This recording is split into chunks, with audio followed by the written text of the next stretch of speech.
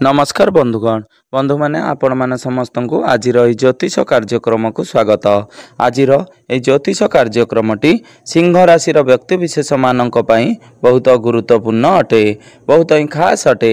कारण यही पवित्र कार्तिक पूर्णिमा ठारू सिंह राशि व्यक्ति विशेष मानकर जीवन संपूर्ण रूप से बदलवाक जाऊँगी। कारण ग्रह नक्षत्र मानकर चलन में एक बड़ परिवर्तन होगापाई जाऊँगी, जार प्रभाव रे आपणक जीवन रे मध्य किछि बड़ परिवर्तन होगापाई जाऊँगी। देवगुरु बृहस्पति दीर्घ 12 वर्ष पर निजर राशि परिवर्तन कर सारी। गुरु आपणकर द्वादश भाव रे उच्चस्थ हो सारी।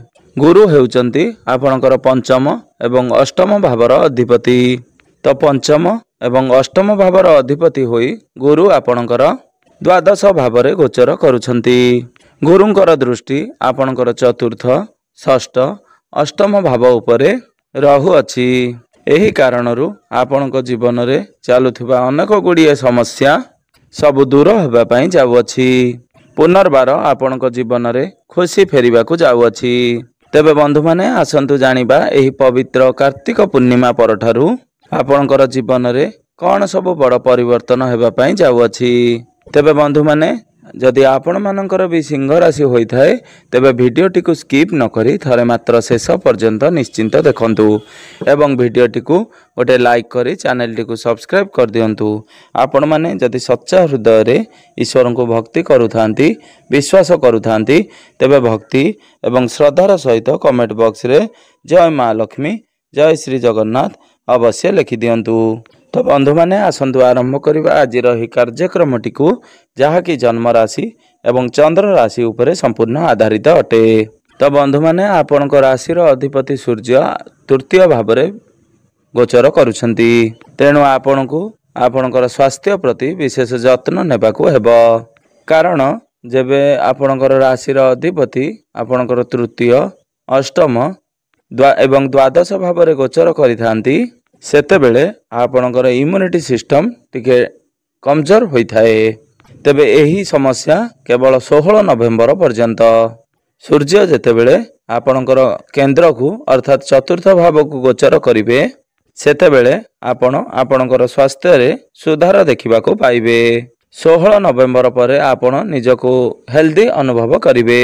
विद्यार्थी मानकर कथा हेबा जदि कुंडलीर पंचम भावटी होइथाए शिक्षा क्षेत्र भाव। आपणकर पंचम भावर अधिपति हेउचंती देवगुरु बृहस्पति। गुरु वर्तमान आपणक कुंडली रे द्वादश भाव रे उच्चस्थ अछंती। शनिंकर दशम दृष्टि आपणकर पंचम भाव उपरकू रहुची। तेणु आपणकर पाठ पढ़ारे अधिक परिश्रम करिवे। जेहेतु शनिदेव हेउचंती कर्मर कारक ग्रह तेणु से आपणकू कर्मठ बनाइबे, आपणकू परिश्रमी बनाइबे।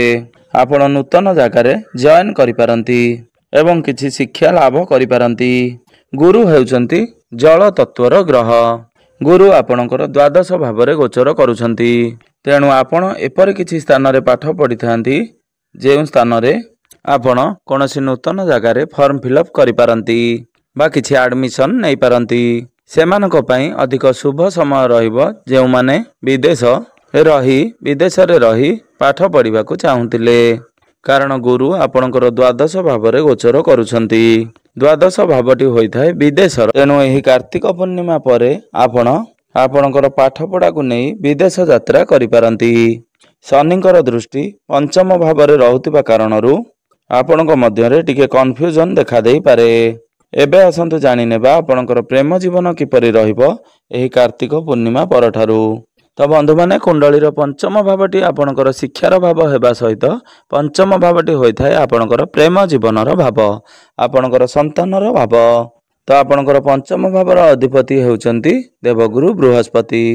गुरु आपणक कुंडलीर द्वादश भाव में चलन करुछंती एवं शनिंकर दृष्टि आपणकर पंचम भाव उपरकू रहुची। तेणु आपणकर पार्टनर मध्य रे जिद्दी स्वभाव देखि पारंती। छोट छोट कथा को नहीं से आपणक सहित जुक्ति तर्क करिवे। से छोट छोट कथा को नहीं आपणक सहित नाराज होई जिवे। गुरु जेहेतु आपणक राशि रे उच्चस्थ होई सारिछंती तेणु आपणक मध्य रे जेते झगड़ा हेले मध्य बा जेते जुक्ति तर्क कले मध्य ପୁନର୍ବାର ସବୁକିଛି ଠିକ୍ ଠାକ୍ ହୋଇଯିବ। ଆପଣଙ୍କ ମଧ୍ୟରେ କନେକ୍ସନ୍ ଷ୍ଟ୍ରଙ୍ଗ ରହିବ। ଭଲ ପାଇବା ମଜବୁତ ହେବ। ଆପଣ ଦୁଇ ଜଣ ମିଶି ଦୂର ଜାଗାକୁ ବୁଲି ଯାଇପାରନ୍ତି। ଆପଣଙ୍କର ପ୍ରେମ ବିବାହର ରୂପ ମଧ୍ୟ ନେଇପାରେ। ଆପଣଙ୍କ ମଧ୍ୟରେ ସମ୍ପର୍କ ବହୁତ ଭଲ ରହିବ। ତ ବୈବାହିକ ଜୀବନର କଥା ହେବା ଯଦି କୁଣ୍ଡଳୀର ସପ୍ତମ ଭାବଟି ହୋଇଥାଏ ଆପଣଙ୍କର ବୈବାହିକ ଜୀବନର ଭାବ, ଆପଣଙ୍କର ଜୀବନ ସାଥୀଙ୍କର ଭାବ। ତ ଆପଣଙ୍କର ସପ୍ତମ ଭାବର ଅଧିପତି ହେଉଛନ୍ତି ଶନି। ଶନି ଆପଣଙ୍କ କୁଣ୍ଡଳୀର ଅଷ୍ଟମ ଭାବରେ ଗୋଚର କରୁଛନ୍ତି ଏବଂ ରାହୁ ଆପଣଙ୍କର ସପ୍ତମ ଭାବରେ ଗୋଚର କରୁଛନ୍ତି। ତ ଏଠାରେ ଆପଣଙ୍କର ବୈବାହିକ ଜୀବନ ପ୍ରତି ଟିକେ ସତର୍କତା ଅବଲମ୍ବନ କରିବାର ଅଛି, କାରଣ କୁଣ୍ଡଳୀର ଅଷ୍ଟମ ଭାବଟିକୁ ଏତେ ଭଲ ବୋଲି ମାନା ଯାଇନଥାଏ। ତେଣୁ ଶନି ଯେହେତୁ ଅଷ୍ଟମ ଭାବରେ ଗୋଚର କରୁଛନ୍ତି ଏବଂ ଆପଣଙ୍କର ସପ୍ତମ ଭାବରେ ରାହୁ ଗୋଚର କରୁଛନ୍ତି, ରାହୁ ହେଉଛନ୍ତି ପାପୀ ଗ୍ରହ, ମୁଣ୍ଡବିହୀନ ଗ୍ରହ। ତ ରାହୁ ଆପଣଙ୍କର ବୈବାହିକ ଜୀବନରେ ସମସ୍ୟା ସୃଷ୍ଟି କରାଇବେ। ଆପଣଙ୍କ ମଧ୍ୟରେ ଅଯଥା କାରଣକୁ ନେଇ ଯୁକ୍ତିତର୍କ ହେବ, ମନ ମନାନ୍ତର ମତାନ୍ତର ହେବ। ଆପଣ ଛୋଟ ଛୋଟ କଥାକୁ ନେଇ ରାଗି ଯାଇପାରନ୍ତି। ଆପଣଙ୍କର ପାର୍ଟନର ମଧ୍ୟ ଛୋଟ ଛୋଟ କଥାକୁ ନେଇ ରିଆକ୍ଟ କରିପାରନ୍ତି। ଏହା ବ୍ୟତୀତ ଆପଣଙ୍କର ଜୀବନସାଥୀଙ୍କର ସ୍ୱାସ୍ଥ୍ୟରେ ମଧ୍ୟ କିଛିଟା ସମସ୍ୟା ଦେଖାଦେଇପାରେ। ଆଲର୍ଜି, ଇନଫେକ୍ସନ୍, ଥଣ୍ଡା, କାଶ, ଜ୍ୱର ଭଳି ସମସ୍ୟା ଦେଖାଦେଇପାରେ। ତ ବନ୍ଧୁମାନେ ଆପଣ ଆପଣଙ୍କର ବୈବାହିକ ଜୀବନ ତଥା ଜୀବନସାଥୀଙ୍କର ସ୍ୱାସ୍ଥ୍ୟ ପ୍ରତି ବିଶେଷ ଧ୍ୟାନ ଦେବାକୁ ହେବ। ତ ଭାଗ୍ୟର କଥା ହେବା ଯଦି ଭାଗ୍ୟ ଆପଣଙ୍କର ଏହି କାର୍ତ୍ତିକ ପୂର୍ଣ୍ଣିମା ପରଠାରୁ ପ୍ରବଳ ହେବାକୁ ଯାଉଅଛି, କାରଣ କୁଣ୍ଡଳୀର ନବମ ଭାବଟି ହୋଇଥାଏ ଆପଣଙ୍କର ଭାଗ୍ୟର ଭାବ। ଆପଣଙ୍କର ନବମ ଭାବର ଅଧିପତି ହେଉଛନ୍ତି ମଙ୍ଗଳ। ମଙ୍ଗଳ ଆପଣଙ୍କର ଚତୁର୍ଥ ଭାବରେ ଗୋଚର କରୁଛନ୍ତି। ମଙ୍ଗଳଙ୍କର ଦୃଷ୍ଟି ଆପଣଙ୍କର ଦଶମ ଏକାଦଶ ଭାବ ଉପରକୁ ରହୁଛି, ଅର୍ଥାତ୍ ଆପଣଙ୍କର ଭାଗ୍ୟର କନେକ୍ସନ୍ ଲାଭ ସ୍ଥାନ ଉପରକୁ ରହୁଛି। ତେଣୁ ଭାଗ୍ୟ ଆପଣଙ୍କର ପ୍ରବଳ ହେବା ପାଇଁ ଯାଉଅଛି। ଆପଣ ଭାଗ୍ୟ ସମ୍ବନ୍ଧିତ ଯାହା ବି ନିର୍ଣ୍ଣୟ ନେବେ ସେଥିରେ ଆପଣଙ୍କୁ ସଫଳତା ପ୍ରାପ୍ତି ହେବ। ଏହି କାର୍ତ୍ତିକ ପୂର୍ଣ୍ଣିମା ପରେ କିଛି ବଡ଼ ଧନ ଲାଭ କରିପାରନ୍ତି। କିଛି ନୂତନ ଜମି, ଭୂମି କିମ୍ବା ପ୍ରପର୍ଟି ଇତ୍ୟାଦି କିଣିପାରନ୍ତି। ନୂତନ ଗୃହ ଇତ୍ୟାଦି ନିର୍ମାଣ କରିପାରନ୍ତି କିମ୍ବା ନୂତନ ଯାନବାହନ ଇତ୍ୟାଦି କିଣାକିଣି କରିପାରନ୍ତି। ଏହି କାର୍ତ୍ତିକ ପୂର୍ଣ୍ଣିମା ପରେ ଯଦି ଆପଣ କିଛି ଇନଭେଷ୍ଟମେଣ୍ଟ କରୁଛନ୍ତି ତ ଭବିଷ୍ୟତରେ ଆପଣଙ୍କୁ ଲାଭ ପ୍ରଦାନ କରିବ। ଏହି କାର୍ତ୍ତିକ ପୂର୍ଣ୍ଣିମା ପରେ ଆପଣ କିଛି ଶୁଭ ମାଙ୍ଗଳିକ କାର୍ଯ୍ୟର ଆୟୋଜନ କରିପାରନ୍ତି। କୌଣସି ଧାର୍ମିକ ସ୍ଥାନକୁ ଆପଣ ଯାତ୍ରା କରିପାରନ୍ତି। କିଛି ଧାର୍ମିକ କାର୍ଯ୍ୟରେ ଆପଣ ଯୋଗଦାନ କରିପାରନ୍ତି। ଆପଣ ଅଳ୍ପ ପରିଶ୍ରମ କରି ଅଧିକ ସଫଳତା ଲାଭ କରିପାରନ୍ତି।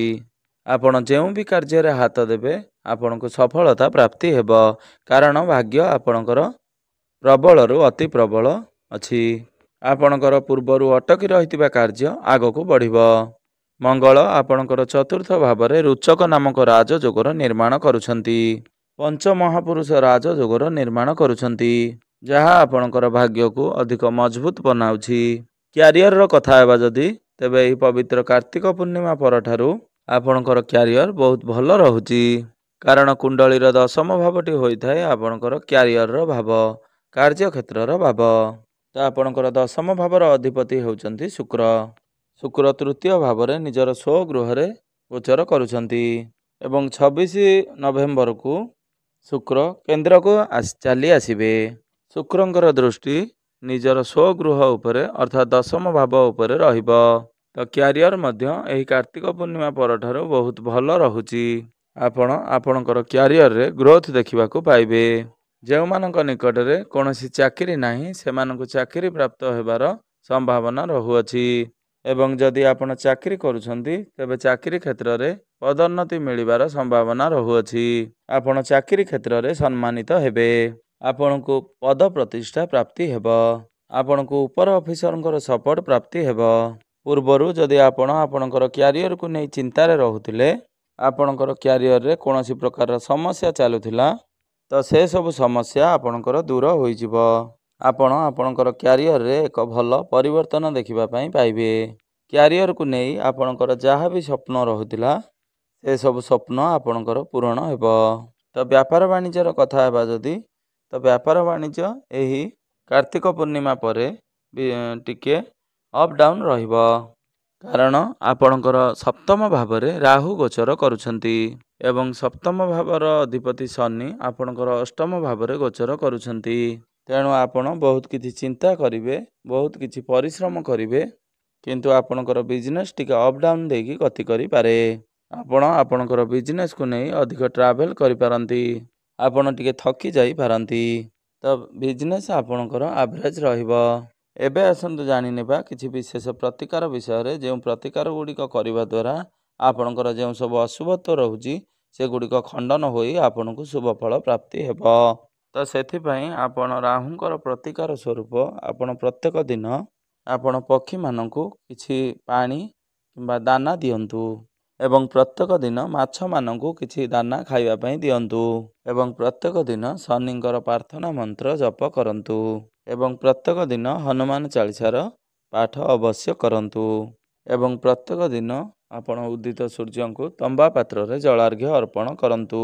ତ ନିଶ୍ଚିନ୍ତ ଭାବରେ ଆପଣଙ୍କୁ ଅଧିକ ମାତ୍ରାରେ ଶୁଭ ଫଳ ପ୍ରାପ୍ତି ହେବ। ତ ବନ୍ଧୁମାନେ, ଆପଣଙ୍କର ଜୀବନ ମଙ୍ଗଳମୟ ହେଉ, ଏହା ହିଁ ଈଶ୍ୱରଙ୍କ ନିକଟରେ ମୋର ଏତିକି ପ୍ରାର୍ଥନା। ଧନ୍ୟବାଦ।